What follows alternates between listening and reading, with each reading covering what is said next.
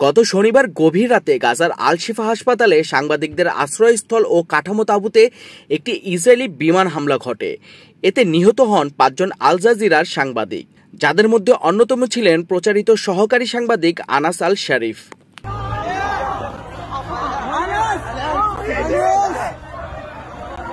নিহত সাংবাদিকদের তালিকায় রয়েছেন আনাস আল শরীফ, মোহাম্মদ কুরেইখা, ইব্রাহিম জাহের, মোহাম্মদ নুফাল এবং মওমেন আলিয়া।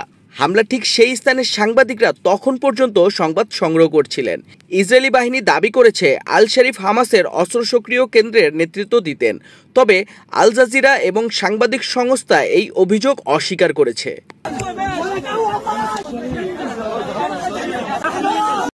এই হামলার পর বিশ্বজুড়ে সাংবাদিকদের আওয়াজ চেপে ধরা হয়েছে। প্রেস স্বাধীনতা রক্ষা করতেই হবে।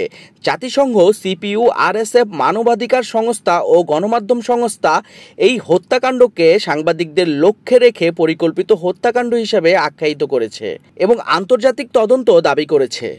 আল শরীফ হত্যার আগে একটি ভিডিওতে গাজার ঘন বোমাবর্ষণের চিত্র তুলে ধরেছিলেন। তার লজ্জা ও হুঁশিয়ারি সেই লেখাটি ছিল, প্রেসের স্বাধীনতাকে চুপ করিয়ে দেয়া হচ্ছে এবং মানুষ মনে রেখেছে।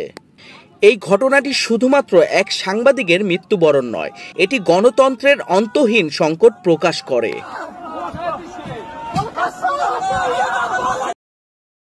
গাজায় সাংবাদিকরা আজ নিজেদের জীবন বাজি রেখে সংবাদ পৌঁছে দিচ্ছেন। সিপিইউ জানিয়েছেন, গাজার সংঘাতে এ পর্যন্ত প্রায় 270 সাংবাদিক নিহত হয়েছেন।